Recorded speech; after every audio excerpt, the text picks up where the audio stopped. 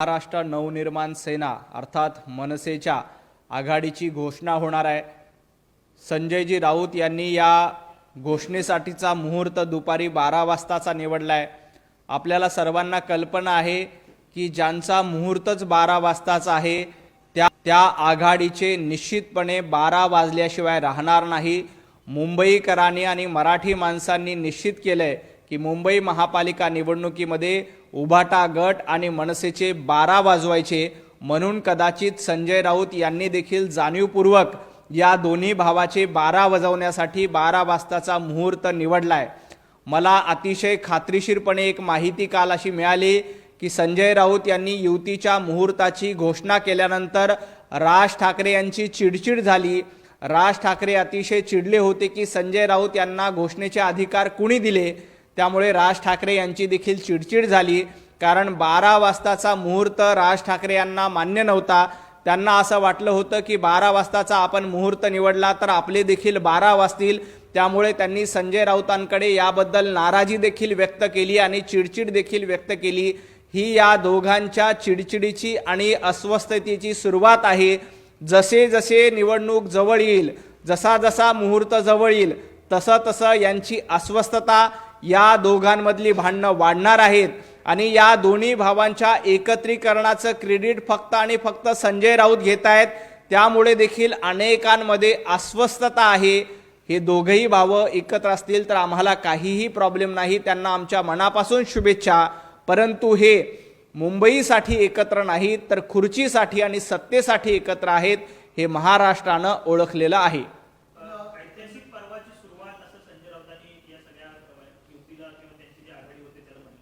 संजय राऊत असं म्हणतायत की ही ऐतिहासिक पर्वाची सुरुवात आहे।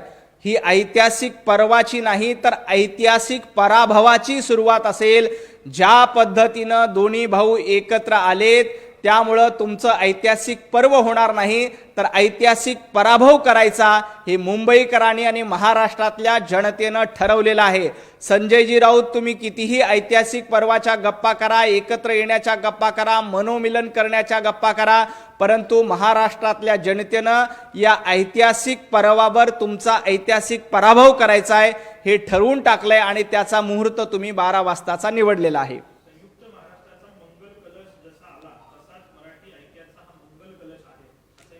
खरं तर संयुक्त महाराष्ट्राचा मंगल कलश जे घेऊन येत होते त्यांच्यावर गोळ्या कोणी झाडल्या?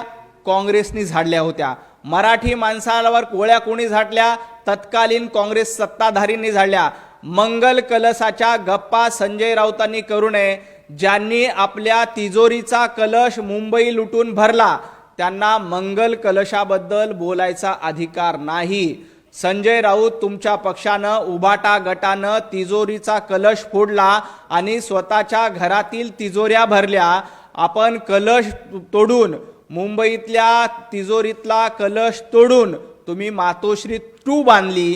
त्यांनी मंगल कलशाच्या गप्पा करू नये।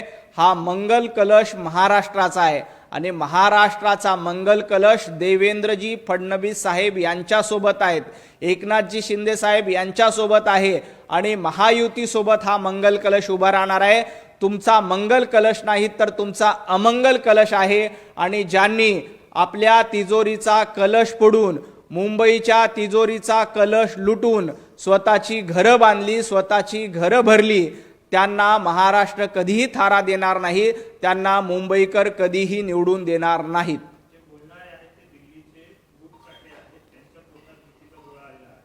खरं बूट चाटे कोण आहेत आणि तळवे चाटण्यामध्ये कोण पटाईत आहेत हे महाराष्ट्रानं बघितलंय। संजयजी राऊत, तुमच्या गटानं, तुमच्या पक्षानं सोनिया गांधींचे तळवे चाटण्यासाठी कमी केलं नाही। फक्त सत्ता मिळावी, मुख्यमंत्रीपद मिळावं यासाठी तुम्ही सोनिया गांधींचे, राहुल गांधींचे दिल्लीमध्ये जाऊन तळवे चाटले होते, हे मुंबईकर आणि महाराष्ट्रातील जनतेनं विसरलेलं नाही। एवढंच नाही तर तुम्ही सत्तेसाठी सिल्वर वॉकवर जाऊन कशा पद्धतीने तळवे चाटत होतात याचा अनुभव तुम्हाला जास्त आहे। त्यामुळे तुम्ही विनाकारण अशा पद्धतीने बूट चाटे कोण आहेत, तळवे चाटे कोण आहेत याची भाषा करू नका।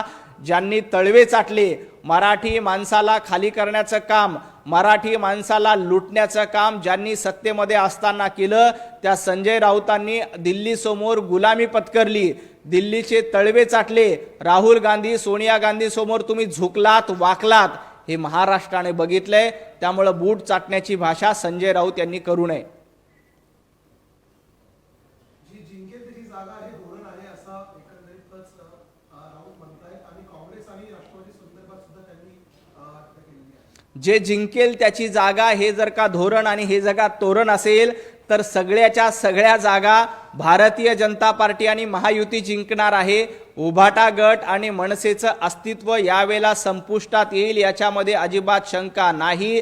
यांनी तोरणाची भाषा देखील करू नये. छत्रपती शिवाजी महाराजांनी स्वराज्याचं तोरण बांधलं होतं, मराठी माणसाला घेऊन तोरण बांधलं होतं. वंदनीय बाळासाहेब ठाकरे यांनी मराठी माणसाला घेऊन स्वराज्याचं तोरण आणि शिवसेनेची पायाभरणी केली. तुम्ही कुणाला घेऊन तोरण बांधतायत? तुम्ही अफजल खानाच्या वंशावळीला सोबत घेऊन तोरण बांधण्याचा प्रयत्न करतायत. तुम्ही निजामांना आणि मुघलांच्या अवलादींना सोबत घेऊन तोरण बांधण्याचा प्रयत्न करतायत. तुम्ही अशा पद्धतीचं कितीही तोरण बांधलं तरी मराठी माणसांचं धोरण ठरलेलं आहे. मराठी माणसाचं धोरण हे देवेंद्रजी फडणवीस साहेबांच्या पाठीशी आणि महायुतीच्या पाठीशी आहे. जे अफजल खानाचे वंशज आहेत, जे अफजल खानाचा उदोउदो करतात, ज्यांनी औरंगजेब फॅन क्लब चालवण्याची सुपारी घेतली आहे, त्यांच्या पाठीशी मराठी माणूस कधीच राहणार नाही. छत्रपती शिवाजींचा महाराष्ट्र महायुतीच्या पाठीशी, देवेंद्रजी फडणवीसांच्या पाठीशी, एकनाथजी शिंदे यांच्या पाठीशी नक्की उभा राहील.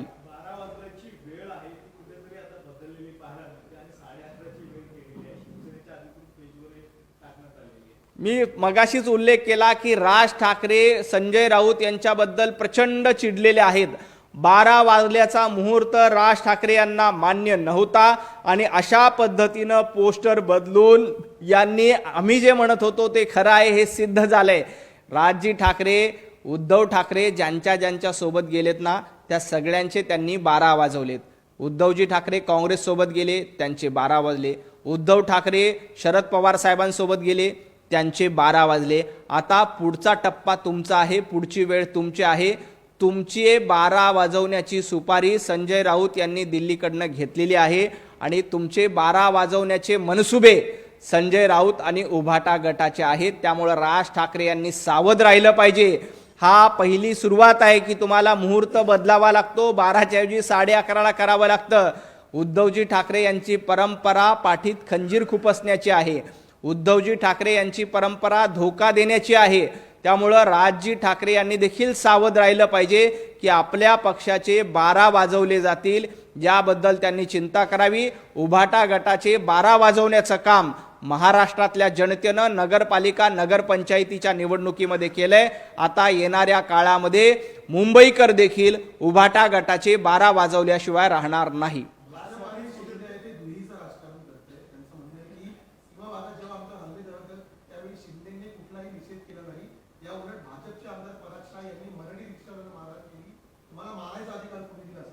खरं तर मुंबईमध्ये मारहाणाची आणि खंडणीची सुरुवात कोणी केली?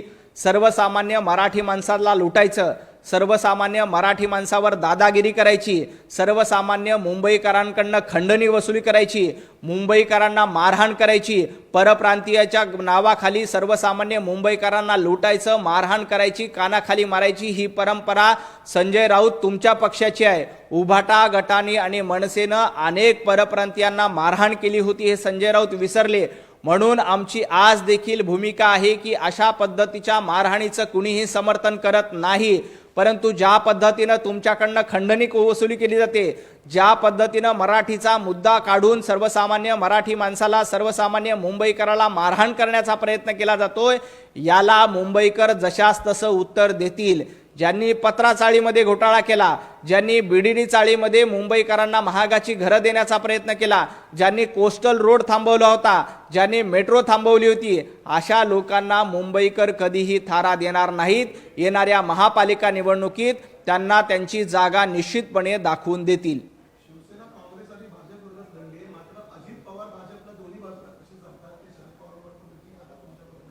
संजय राऊत, तुम्हाला महाराष्ट्रामध्ये काँग्रेस चालते, मुंबईमध्ये काँग्रेस नकोय. तुम्हाला महाराष्ट्रामध्ये मुंबईमध्ये मनसे हवी, महाराष्ट्रामध्ये मनसे नको. वापरा आणि फेकून द्या हे धोरण संजय राऊत तुमचं आहे. वापर झाला की बाजूला करा हे धोरण उद्धवजी ठाकरे तुमचं आहे. भारतीय जनता पार्टी एखाद्याला मित्र केला तर कायम मित्र म्हणवते. 2019 मध्ये आम्ही उद्धवजी ठाकरे यांच्यासोबत युती केली होती. तुम्ही आमच्या पाठीमध्ये खंजीर खुपसला. आज महाराष्ट्रातल्या जनतेनं तुम्हाला तुमच्या पाठीमध्ये खंजीर खुपसून त्याचं प्रत्युत्तर दिलंय. आता मुंबईकरांची वेळ आलेली आहे. मुंबईकर लोकसभेमध्ये भारतीय जनता पार्टीसोबत होते, विधानसभेत भारतीय जनता पार्टीसोबत आहेत आणि येणाऱ्या महापालिकेच्या निवडणुकीत देखील भारतीय जनता पार्टीसोबत देवाभाऊंना निश्चितपणे आशीर्वाद देतील. वचननाम्यासंदर्भात विचारणा केली असं त्यांचं म्हणणं आहे की मुंबई मराठी माणसाची यापेक्षा वेगळा वचननामा नाहीये. जी मुंबईची लूट सुरू आहे ती थांबवणं हाच आमचा अजेंडा आहे. पोस्टल रोडची पायाभरणी सुद्धा आम्हीच केली होती असं दावा केला. संजय राऊत यांनी वचननामा काढू नये तर संजय राऊत यांनी माफीनामा सादर केला पाहिजे.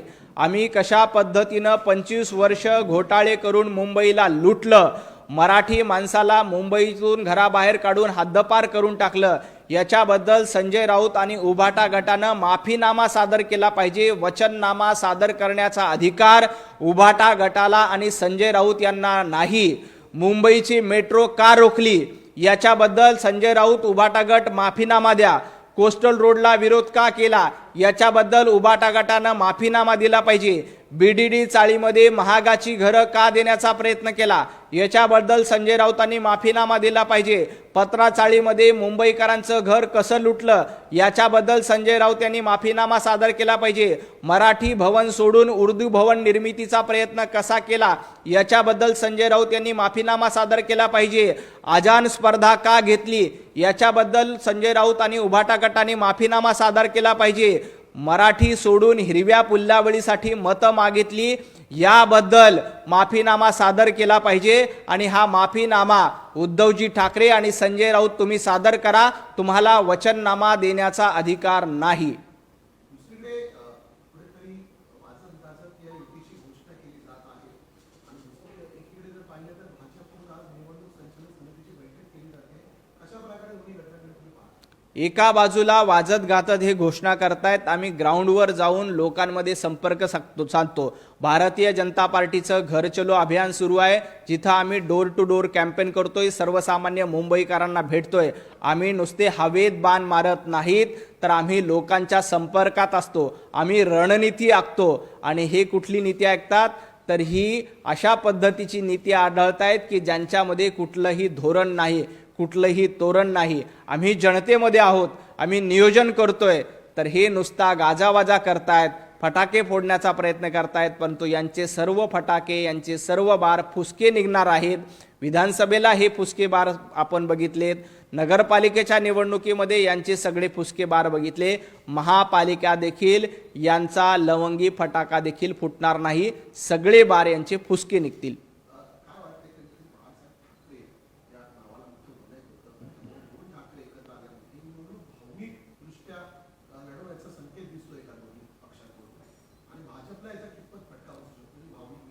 वंदनीय हिंदू हृदय सम्राट बाळासाहेब ठाकरे यांचे आशीर्वाद महायुतीसोबत आहेत, भारतीय जनता पार्टीच्या सोबत आहेत. या राज्यामध्ये एकच ब्रँड होता, तो म्हणजे वंदनीय हिंदू हृदय सम्राट वंदनीय बाळासाहेब ठाकरे यांचा ब्रँड. त्याच्यानंतर हे ठाकरे ब्रँड नाही तर ठाकरेंचा बँड झालेला आहे आणि आज बँड वाजवण्याचा प्रयत्न ते करतायत. तुम्ही कितीही बँड वाजवण्याचा प्रयत्न केला तर वंदनीय हिंदू हृदय सम्राट बाळासाहेब ठाकरे यांचा ब्रँड, त्यांचे आशीर्वाद महायुतीच्या सोबत आहेत, देवेंद्रजींच्या पाठीशी आहेत, एकनाथजींच्या सोबत आहेत. त्यामुळं दोन्ही ठाकरे बंधूंनी एकत्र येऊन बँड वाजवण्याचा प्रयत्न केला तरीही मुंबईकरांनी ठरवलंय की यांचा बँड वाजवायचा आहे. येणाऱ्या 15 तारखेला मतांच्या माध्यमातून ते बँड वाजवतील आणि 16 तारखेला विजयाचा गुलाल भारतीय जनता पार्टी आणि महायुती निश्चितपणे उधळेल.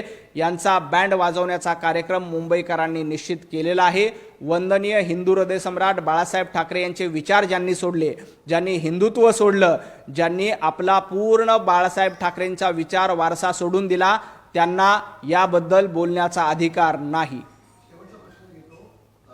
काल एक घटना घडली होती ठाकरे गटामध्ये राशील मामू यांना पक्षप्रवेश देण्यात आलेला होता. त्यांच्यावरती